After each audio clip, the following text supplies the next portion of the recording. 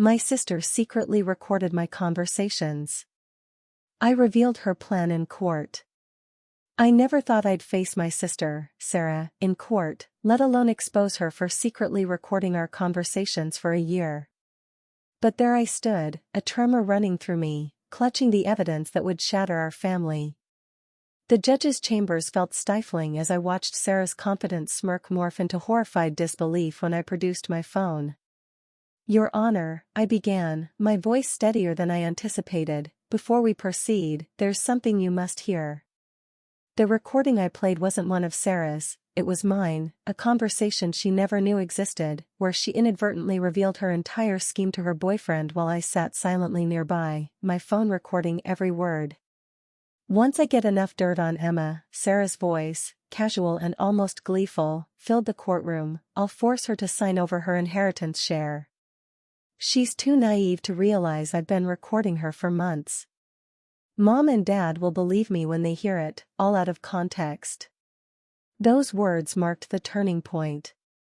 The past year of family strife, fractured relationships, and vicious accusations weren't just sibling rivalry, they were a carefully orchestrated, cruel plot.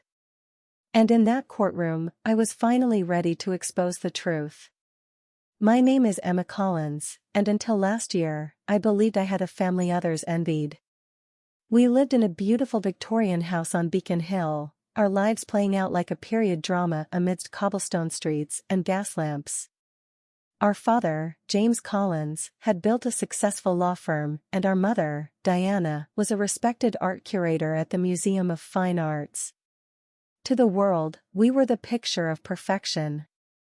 Growing up, Sarah was ambitious, following Dad into law, while I chose a different path, opening a small bookstore in Cambridge. I sensed my parents' quiet disappointment in my less prestigious career, yet they supported me, helping secure the initial investment for my store, which had blossomed into a beloved community hub over 5 years. Everything changed with grandfather Theodore Collins's death 6 months prior. He'd amassed considerable wealth through real estate, and to everyone's surprise, especially Sarah's, he left his estate equally to his 2 granddaughters. This included not just money but valuable properties, including a historic apartment building in downtown Boston. I remember the will reading in grandfather's study, surrounded by dark wood and leather-bound books. Sarah sat opposite me, her perfectly manicured nails tapping a nervous rhythm against the chair arm, her expression darkening with each clause the lawyer read. I should have seen the warning signs, the clenched jaw, the narrowed eyes at the mention of the equal split. But I was consumed by grief and memories of the kind man who'd always slipped me extra cookies on Sundays. Our parents attempted to maintain peace, hosting weekly family dinners. But a new tension hung in the air, especially when Sarah steered conversations toward the inherited properties. She'd subtly mention her legal expertise, hint at my supposed lack of business acumen, and suggest it would make more sense for her to manage everything. Subtle changes in my family's behavior followed. Mom's calls increased, peppered with questions about my inheritance plans. Dad forwarded articles on property management and investment. And Sarah developed an unnerving interest in my daily life, dropping by my bookstore unexpectedly, inviting me to lunch frequently, and her phone always prominently displayed on the table between us.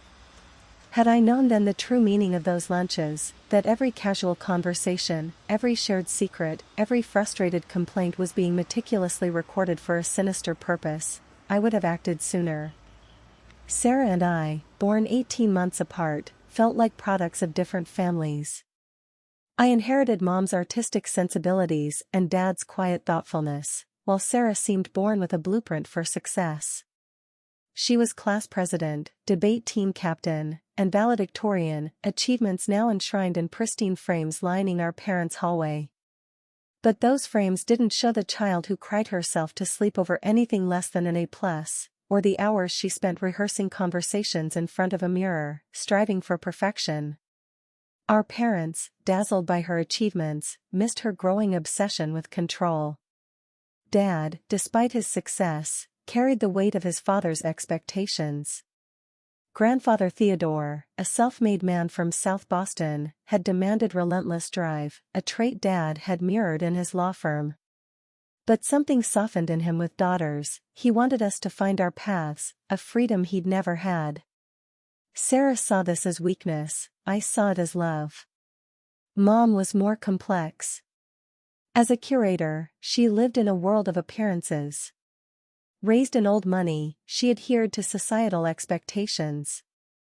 While she smiled and nodded at family gatherings about my bookstore, I'd see her wince when her friends inquired about our careers. Sarah's a corporate lawyer, she'd say proudly, hastily changing the subject. The dynamic shifted dramatically after I met Marcus, my boyfriend of 2 years, a children's book illustrator who often held readings at my store. Sarah disapproved, calling him charmingly unemployable in her most cutting tone. Yet, Grandfather Theodore adored him, spending hours with Marcus during their last Christmas, sharing stories and looking at his illustrations. Looking back, I suspect that was the turning point for Sarah. She'd spent years cultivating the perfect image, striving for grandfather's approval.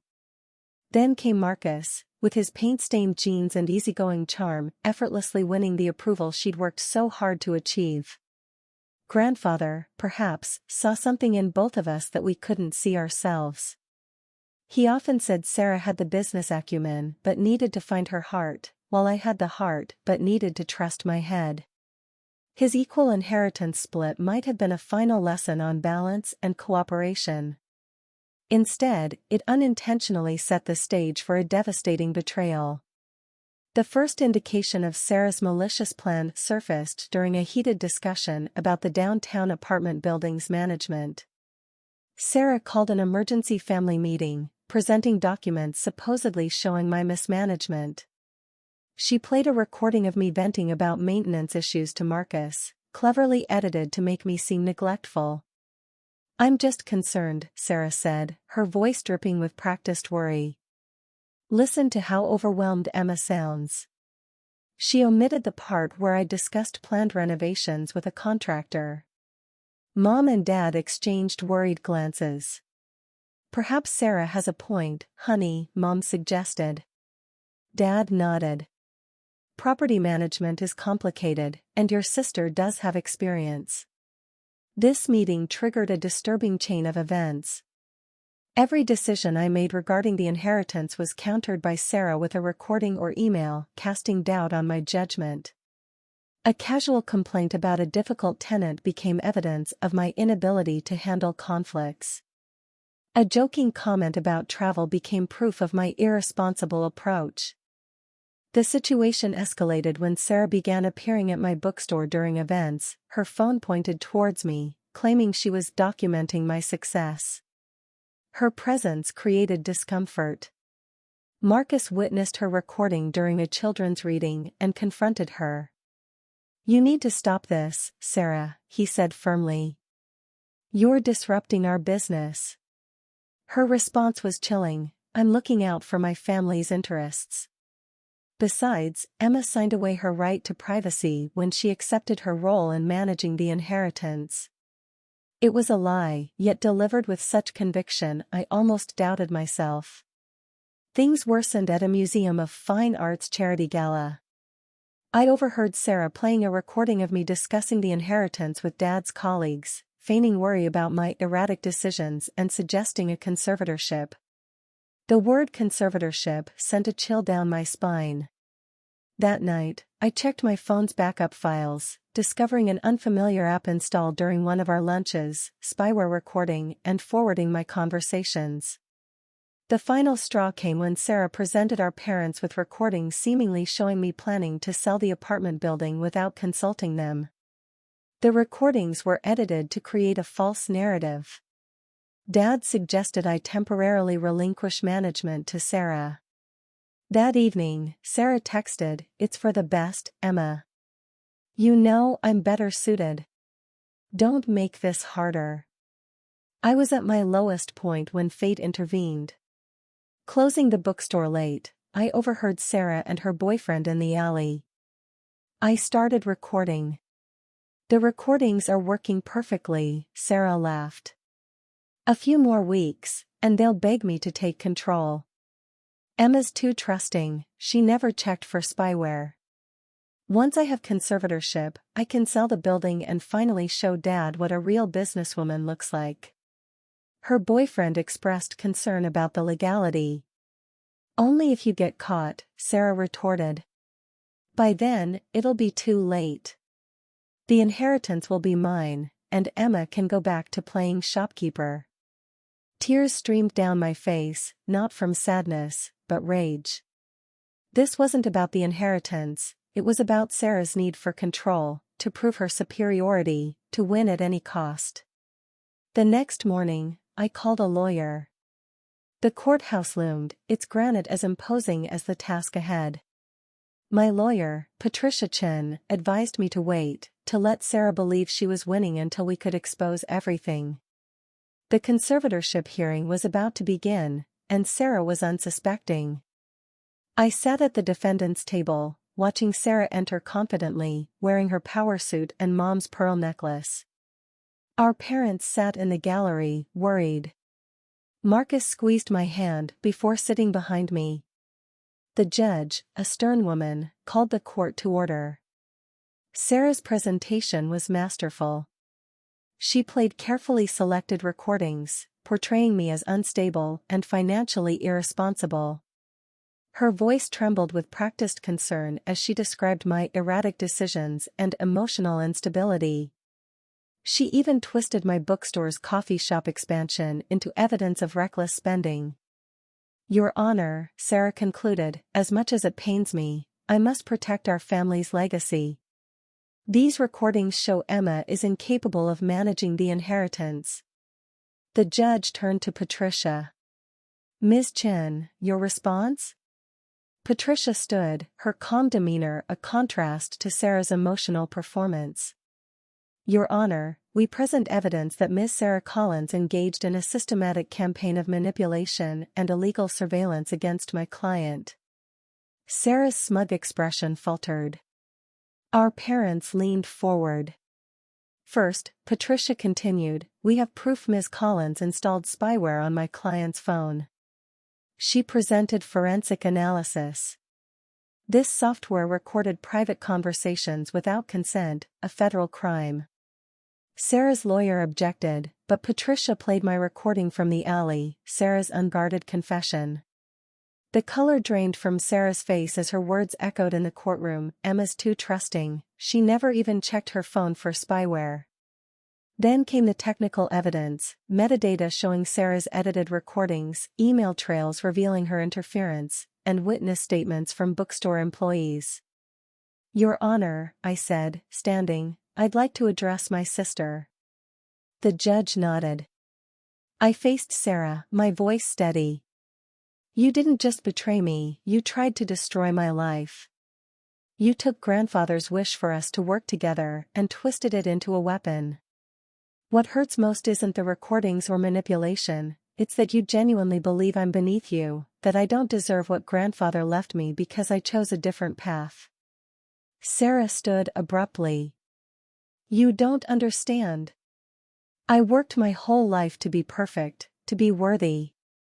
You opened a bookstore, and suddenly you're getting half of everything? It's not fair. Her composure shattered, years of resentment spilling out. Ms. Collins, the judge warned. I'm the one who went to law school. I'm the one who made Mom and Dad proud. You sell coffee in paperbacks, and you get the same as me? I deserved more. Silence fell. Mom covered her mouth, Dad looked 10 years older. Sarah's lawyer tried to get her to sit, but she ignored him. Sarah, I said softly, grandfather didn't divide the inheritance based on our careers. He did it because we're family, and he loved us equally. He wanted us to learn from each other, not destroy each other. The judge's gavel cracked through the tension. I've heard enough. This court dismisses the petition for conservatorship and refers this matter to the District Attorney's Office for criminal investigation. Ms. Sarah Collins, your actions show a disturbing pattern of manipulation and criminal behavior. Sarah collapsed, her world crumbling. Our parents sat stunned, finally seeing their perfect daughter for who she was. As the judge listed the charges, I felt no joy, only profound sadness for the sister I'd lost. The judge ordered a restraining order, mandating all inheritance communication go through our lawyers. As the courtroom emptied, Sarah looked at me. In her eyes, I saw fear. The weeks following the hearing felt surreal.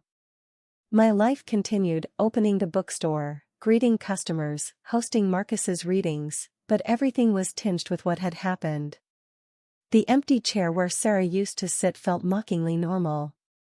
Mom called 3 days later, her voice raw with tears. "I don't understand," she repeated. "Where did we go wrong?" I had no answers.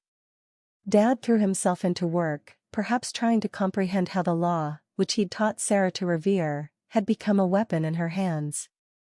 The criminal investigation proceeded. Sarah's boyfriend, racked with guilt, provided further evidence of her schemes. She'd planned this for months before grandfather's death, methodically creating a false narrative. The district attorney's office found even older recordings, revealing a pattern of manipulation extending beyond the inheritance dispute. One rainy afternoon, I visited grandfather's grave. Remembering his words, "Success isn't about what you own, Emma. It's about who you become," I wondered if he'd foreseen this, if his equal inheritance was a way of forcing us to confront our demons. The apartment building became a healing project. I hired a management company but remained involved. Each successful decision, each increase in the building's value, felt like a small victory, not over Sarah, but over the self-doubt she'd planted. Marcus remained my steady support, a reminder of trustworthy people. The children's reading sessions thrived, restoring my faith in genuine connections. The hardest part wasn't the legal aftermath or family tension, it was accepting that the sister I'd known, the one who'd sneak into my room during thunderstorms, had become capable of such cruelty. Therapy helped me understand that Sarah's actions weren't about me or the inheritance, they stemmed from years of pressure, perfectionism, and unresolved insecurity. Some friends took sides, others distanced themselves. Our parents tried to maintain separate relationships with both of us, walking an impossible tightrope. Holiday plans became diplomatic negotiations, conducted through lawyers. The family home, once filled with Sunday dinners, stood quiet more often than not. 6 months after the hearing, I received a letter from Sarah's therapist. Sarah wasn't ready to apologize, but she'd begun to confront the patterns that led to her actions. Part of me wanted to destroy the letter, but I kept it, hoping for a future path, not to what we were before, but to something new, honest. I focused on honoring grandfather's legacy, not the properties or money, but the belief that success comes in many forms and that integrity matters more than appearances. A year after the court hearing, I stood in my expanded bookstore, surveying the changes. The coffee shop addition Sarah had mocked became a neighborhood hub, and the children's reading nook, Theodore's Corner, was always full. The inheritance that had torn our family apart ironically helped me build something meaningful. The apartment building's revenue allowed me to create a literacy foundation for underprivileged children. I sent quarterly reports to our parents. Mom mentioned Sarah followed our progress online. During a board meeting, I presented a new initiative, the Theodore Collins Scholarship for Arts and Business, honoring grandfather's vision of balance. Sarah's charges were settled through a plea agreement. She lost her law license, but avoided jail time, accepting mandatory therapy and community service.